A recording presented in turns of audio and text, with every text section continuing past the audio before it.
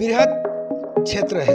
सभी क्षेत्र में उसको ध्यान में रखते हुए, जैसे हम शासकीय सेवा में जीएसटी में थे तो जीएसटी का ही काम करते हुए उनको दे सकते हैं जो फायदा समाज में। तो नमस्कार, प्रणाम, जय हिंद, जोहार। मैं हूँ राजेश पांडे और आप देख रहे हैं आपका अपना चैनल मुनादी चौपाल। तो दोस्तों, आज फिर से हमारे साथ एक बड़ी हस्ती हैं जो मुनादी चौपाल में हमारे साथ हैं, जो पॉलिटिकल भी हैं, सोशल भी हैं और बहुत बड़े पद पर रहे हैं। तो काफ़ी तजुर्बा है और ये नागलोक से बिलोंग करते हैं। जी हाँ, जसपुर के नागलोक तपकरा फरसाबाद इलाके से बिलोंग करते हैं। 2 साल पहले सेल टैक्स कमिश्नर के पद से रिटायर हुए हैं और अब फ़िलहाल ये पॉलिटिक्स में है, बीजेपी में है। और ये बीजेपी में क्यों है, पॉलिटिक्स में क्यों आए, किस तरह से जो इनका कार्यकाल रहा पहले का, समाज में क्या भूमिका रही, राजनीति में कैसे आए, इन सारे मसलों पर चर्चा करने के लिए आज हमारे साथ रामनाथ शाह हैं, पूर्व सेल टैक्स कमिश्नर। सर, मुनादी चौपाल में आपका स्वागत है। Thank you. सर, हम तो दर्शकों को आपके बारे में सारा कुछ बताएंगे, लेकिन हम चाहते हैं कि पहले अपने बारे में थोड़ा शुरुआत बताएं कि मतलब कहाँ पर आपने काम किया, कैसा रहा कार्यकाल आपका। मैं 84 से शासकीय सेवा में रहा। उसके पहले 82 में अविभाजित मध्य प्रदेश छत्तीसगढ़ के आदिवासी समाज का उपाध्यक्ष के रूप में भी समाज सेवा किया है। मतलब जब आप पढ़ते थे उस समय। अच्छा जी। और 84 से मार्च 21 तक मैं शासकीय सेवा के रूप में काम किया है। और 84 में अंबिकापुर और 87 में बिलासपुर आ गए सेल टैक्स अफसर के पद में। और बिलासपुर से 92 तक, 87 से 92 तक बिलासपुर में रहे। 92 में हम आ गए लोदाम बेरियर और 93 तक हम ग्वालियर में रहे। 93 के बाद फिर रायपुर आ गए। रायपुर में हम 13 तक रहे। मतलब मध्य प्रदेश में भी अब मध्य प्रदेश में, हाँ जी। 13 तक सेल टैक्स अफसर के काम पे रहे हम। उसके बाद हम सतना चले गए। सतना के बाद हमारा प्रमोशन हो गया, फिर से रायपुर आ गए। और रायपुर में टोटल सर्विस हमारा 20 साल रहा।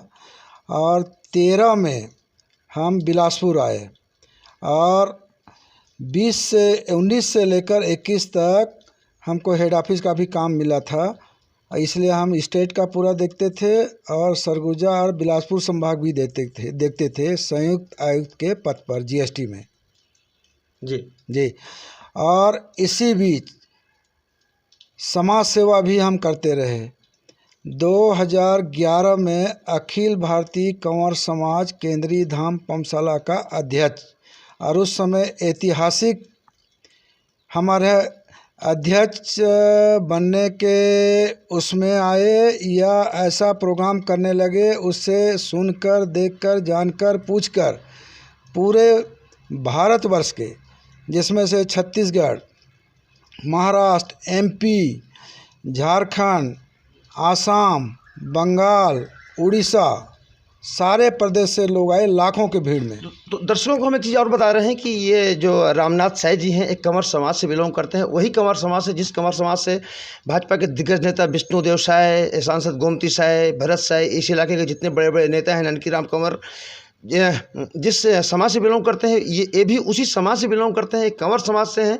और इन्होंने जब ये पढ़ते, जैसा कि ये बताया कि जब ये पढ़ते थे उस वक्त से इन्होंने अपने समाज के लिए एक प्रतिनिधित्व किया। क्यों सर? जी। और हम उस समय समाज में ऐतिहासिक काम भी हुआ है। पमशाला समाज को केंद्रीय कार्यालय के रूप में स्थापित भी किया है और वहाँ पर कंवर समाज का बाहुल्यता के देखते हुए उसी अनुरूप वहाँ पर भवन का भी निर्माण किया गया है, जिसमें हजारों लोग अंदर बैठ सकते हैं। और बाहर से आने वाले के लिए सुसज्जित 8 कमरा ऊपर में भी निर्माण हुआ है और किचन भी हजारों लोग के खाना बनने के लिए भी बनाया गया है। और उसी पीरियड में राधा कृष्ण का मंदिर का भी निर्माण हुआ है सबके सहयोग से। उसी पीरियड में वहाँ पर सम्मेलन होने के लिए एक मैदान के रूप में दिया गया है। और इसी बीच नौकरी में रहते हुए 4 से लेकर 7 से लेकर 13 तक विक्रय कर विभाग में महासचिव के पद पर भी रहा। मतलब अपने विभाग में भी, अपने मतलब पॉलिटिकल वो में। हाँ, और इसी बीच छत्तीसगढ़ में कंवर समाज का अलग से समिति बनी है राष्ट्रीय क्षेत्र को के साथ साथ। जो छत्तीसगढ़ में मैं उपाध्यक्ष भी रहा और आज तक संरक्षक के पद पर काम कर रहा हूँ। सर, जैसा कि आपने बताया कि महाराष्ट्र के लोग और उड़ीसा के लोग, तो एक कंवर समाज के लोग देश में कहाँ कहाँ पर मतलब रहते हैं? देखिए, सबसे ज़्यादा कंवर बाहुलता है छत्तीसगढ़, मध्य प्रदेश, महाराष्ट्र और उड़ीसा, झारखंड में इससे कम है लेकिन बहुत हैं। इसके बाद आसाम और बंगाल में भी हैं। जी जी जी। मतलब इतने सारे प्रदेशों में मतलब ये हैं। जी। सर, छत्तीसगढ़ में कुल कितनी है मतलब संख्या होगी? छत्तीसगढ़ में 2011 की जनगणना के आधार पर 8,43,000 की कंवर जनसंख्या थी। सर जैसा कि अभी आप बता रहे थे कि मतलब जब आप सेल्टेक्स में थे, जब आप वो थे, उस वक्त भी आपने समाज का दायित्व निभाया, राष्ट्रीय। तो एक ब्यूरोक्रेट की नौकरी और उसके बाद फिर ये सामाजिक दायित्व तालमेल कैसे बिठा पाते थे? काफ़ी जटिल काम है। देखिए, हम शासकीय सेवा में ईमानदारी से निभाते थे। शासकीय सेवा जैसे ऑफिशियल का डे निर्धारित रहता था। ऑफिशियल डे जैसे उसका टाइम रहता है 10:30, लेकिन हम 10 बजे से लेकर आने का टाइम नहीं रहता, कभी 7 बजे 8 बजे। हम काम को अपना घर का काम समझते थे। जो भी मेरे को दायित्व मिलता था अपने घर का दायित्व है, उसी तरह हम निभाकर मैं चाहता था कि हर दिन का कार्य उसी दिन पूरा होना चाहिए और जहाँ तक हो सके हमने पूरा करने के हर संभव प्रयास किया और उसका परिणाम अच्छा रिजल्ट रहा। और छुट्टी के दिन हम समाज सेवा का काम करते थे या ऑफिस के बाद हम समाज सेवा का काम किए हैं और समाज में भी समर्पित भाव से काम किया है, जिसका परिणाम आज हमारे अध्यक्षीय पद में 2011 के बाद पूरे केंद्रीय कार्यालय का मुख्यालय पमसाला में स्थापित हुआ है। सर, कहा जाता है कि जैसे कंवर समाज हालांकि आदिवासी तो है लेकिन काफ़ी उन्नत मतलब माना जाता है इनको कि मतलब हर तरीके से काफ़ी उन्नत हैं। तो ये मतलब अब की स्थिति क्या है? मतलब जो स्थिति पहले थी वो अब है या कुछ पहले से कुछ और बेहतर हुआ है? कंवर समाज, और सवाल इसलिए है क्योंकि कंवर समाज के कई सारे जो लोग हैं जो केंद्र की सत्ता में भी हैं, प्रदेश की सत्ता में रहे, अच्छे अच्छे पदों पर रहे, तो अब समाज की स्थिति क्या है आपके नज़रों में? कंवर समाज एक आदिवासी समाज है। आदिवासी कहने का मतलब कि कंवर लोग मूलतः जनरली जंगल में निवास करते थे, इसलिए उसको आदिवासी। एक जैसे संस्कृति, बहुत ही पिछड़े वर्ग थे, तो पिछड़ा होने के साथ साथ कुछ कंवर लोग, कुछ मुखिया उस समय हुए, जैसे कहीं पर अच्छे जमींदारी गौटिया पटेल का पद दिया गया था। ऐसे लोग, लेकिन कितना एक गांव में किसको मिलेगा? अगर 20 परिवार है तो एक को मिलेगा। तो पूरे छत्तीसगढ़ में कंवर लोग आदिवासी में आते हैं और आदिवासी समाज में कंवर लोग 5-10% आज थोड़ा सा आगे आए हुए हैं, लेकिन 90% अभी भी पिछड़ा हुआ है, जिसको समाज का पदाधिकारी होने के साथ में दायित्व अपना समझता था कि सबको मतलब साथ में लेकर चलने का हर संभव प्रयास मेरे द्वारा किया गया है। और आज सभी जगह अपने कि विकास का सबसे प्रथम सीढ़ी है शिक्षा पे हमने जोर दिया है। और शिक्षा के साथ साथ जो भी दायित्व मिला, अगर किसान है तो किसान, पढ़ाई है, पढ़ाई को विशेष ध्यान, अगर पढ़ाई नहीं करेंगे तो पीछे रह जाएंगे। कहे कि आज का सबसे बड़ा हथियार है शिक्षा, अगर शिक्षा नहीं है तो कुछ नहीं है। इसी सिद्धांत को लेते हुए मैंने सबको बताने का वो किया गया है और सारे लोग उसको स्वीकार किए हैं। हर संभव प्रयास। सर, अभी आपने कहा कि 9-10% ही ऐसे हैं आदिवासी ये जो मतलब काफ़ी उन्नत हैं, बाकी औरों की स्थिति वैसे ही है। ये तब की स्थिति है जब आपके समाज से, खास करके इसी क्षेत्र से लोग मतलब कंवर समाज के हैं, आपके नंद की राम कंवर जी हैं, नंद कुमार साय भी पहले बीजेपी में थे, अच्छे पद पर रहे, विष्णुदेव साय जी थे, अच्छे पद पर रहे, उसके बाद भी ऐसी स्थिति क्यों है? यही इसका देन है। अभी आपने कहा कि क्यों है, तो जो पहले 1-2% थे, अभी 10% आए हैं। आगने वाले दिन में इसी तरह अगर सुविधा शासन की ओर से रहेगा तो निश्चित है कंवर समाज आगे बढ़ेगा। सर अब हम पॉलिटिक्स पे आते हैं सर। छत्तीसगढ़ में इतिहास रहा है कि जो बड़े अफसर होते हैं, चाहे आईएएस हो, चाहे आईएएस के नीचे रैंक के हों, जब वो रिटायरमेंट की स्थिति में आते हैं, तो जैसे हम अजीत जोगी की बात करते हैं, ओपी चौधरी की बात करते हैं, बीजेपी से हैं, और कई सारे ऐसे हैं जो रिटायरमेंट होने के बाद पॉलिटिक्स में आने, मतलब पॉलिटिक्स में अट्रैक्शन क्या है?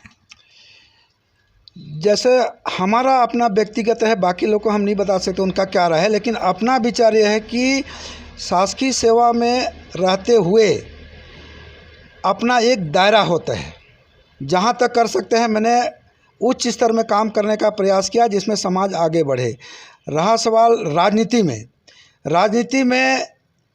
बृहद क्षेत्र है, सभी क्षेत्र में उसको ध्यान में रखते हुए, जैसे हम शासकीय सेवा में जीएसटी में थे तो जीएसटी का ही काम करते हुए उनको दे सकते हैं जो फ़ायदा समाज में।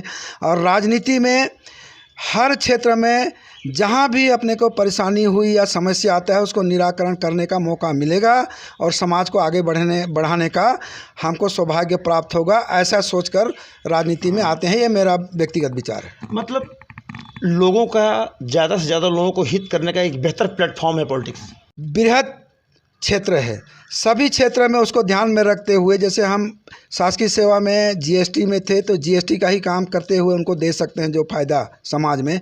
और राजनीति में हर क्षेत्र में जहाँ भी अपने को परेशानी हुई या समस्या आता है उसको निराकरण करने का मौका मिलेगा और समाज को आगे बढ़ाने का हमको सौभाग्य प्राप्त होगा, ऐसा सोचकर राजनीति में आते हैं। ये मेरा व्यक्तिगत विचार है। मतलब लोगों का, ज़्यादा से ज़्यादा लोगों को हित करने का एक बेहतर प्लेटफॉर्म है पॉलिटिक्स। जी, बेहतर प्लेटफार्म है और इसी सिद्धांत पर हमने राजनीति में आए हैं। सर ऐसा कहा जा रहा है कि मतलब जैसे और लोग भी जो मतलब अपने नौकरी छोड़ कर के लोग पॉलिटिक्स में आए, आप रिटायरमेंट के बाद आए, टारगेट एक होता है चुनाव लड़ना, और अभी जिस तरह से वो मतलब आपका भी नाम सामने आ रहा है सर दावेदारी में, क्या बीजेपी से दावेदारी कर रहे हैं? देखिए, हम पार्टी ज्वाइन किए हैं तो हम पार्टी के वफादार सिपाही जैसे काम कर रहे हैं। आज भी हम रात को आते हैं, हमेशा जनसंपर्क करते हैं और समाज सेवा में लगे हैं। अपने क्षेत्र अगर उन्नति होता है सबको खुशी मिलेगी और सारी सुविधाएं उपलब्ध होगी, इसलिए हम काम कर रहे हैं। रहा सवाल बीजेपी का सवाल, तो बीजेपी का कुछ सिद्धांत बहुत अच्छा लगा। जैसे यहाँ पर कई गरीब लोग भूखे की स्थिति बनती थी तो यहाँ पर एक चाउर वाला बाबा के नाम से यहाँ के सीएम साहब परम आदरणीय डॉक्टर रमन सिंह ने चाउर वाला बाबा के नाम से जानते थे। कोई गरीब भूखा ना रहे, उसके लिए अन्न सबसे महत्वपूर्ण है। फिर दूसरा सिद्धांत है मकान। आज के डेट में जैसे पिछले बार 16 लाख मकान बनने का था, तो हर गरीब का सपना रहता है कि वो अच्छे मकान मिले। और अब बीजेपी पार्टी का सिद्धांत रहा कि सबको, जिसके पास मकान नहीं है उसको मकान मिले, और जिसके पास एक मकान अगर कच्चा का है उसको भी पक्का मकान मिले। तो अगर ऐसा सोच वाले जैसे सरकार होती है या पार्टी होती है तो हम उसमें निश्चित है जाना। सर अभी आपने कहा चौर वाले बाबा, जी, भूपेश बघेल को धान वाला बाबा कहा जाता है। जी, धान वाला बाबा बोलते होंगे, लेकिन उसके बारे में मेरे को उतना नहीं मालूम है, ठीक है। लेकिन धान और चाउर दोनों ही एक ही है। लेकिन अगर चाउर डायरेक्ट पका कर खा, धान में थोड़ा सा प्रोसेस रहता है, लेकिन हम चाउर वाला बाबा को बोलते हैं वो पहले का है, और पहले का जो करता है वही उसका अनुसरण करते हैं। तो अनुसरण करने में आसान जाता है। जो शुरुआत करता है वो हिम्मत वाली है। ऐसे सोच वाले पार्टी में हम सब लोग जाना चाहेंगे। अच्छा सर, आप अपने समाज में बहुत ऊंचे पद पर रहे, मतलब राष्ट्रीय अध्यक्ष रहे, अभी भी आप समाज के लिए काम कर रहे हैं। शुरू से आप अपने समाज के लिए काम करते रहे। समाज में काफ़ी अच्छी पकड़ भी होगी। कुनकुरी विधानसभा में कंवर समाज का निर्णायक वोट होगा। अगर आपको टिकट मिलती है फिर तो आपकी जीत पक्की हो जाएगी। हर कोई अगर चुनाव के लिए सोचता है वो गलत है।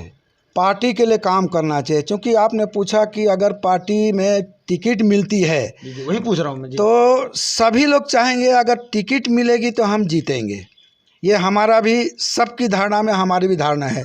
इसलिए हम बना रहे हैं इस धारणा को कि हमने समाज हर क्षेत्र में, चाहे ये कंवर समाज हो, चाहे पूरे आदिवासी समाज, चाहे क्षेत्र के मानव समाज हो, सबके लिए हम उन्नति चाहते हैं और सबको साथ में लेकर चलने वाले व्यक्ति हैं। इसलिए हम चाहते हैं कि ऐसे लोग को जिताना चाहिए और हमारा मानना है कि जीतेंगे। तो चलिए, हमारे साथ थे ये आर्यन साहब जी। इन्होंने अपने बारे में सब कुछ बताया, समाज के बारे में सब कुछ बताया, लेकिन दावेदारी को लेकर जब सवाल पूछा गया तो उन्होंने गोल मोल जवाब दिया। खैर, पॉलिटिक्स में इस तरह की बातें होती हैं, कोई साफ बोलता नहीं। आर्यन साहब जी ने भी बिल्कुल डिप्लोमेटिक जवाब दिया। तो बहरहाल, आपको हमारा वीडियो कैसा लगा हमारे कमेंट बॉक्स में जाकर के बताइए। हमारे चैनल को सब्सक्राइब कीजिए।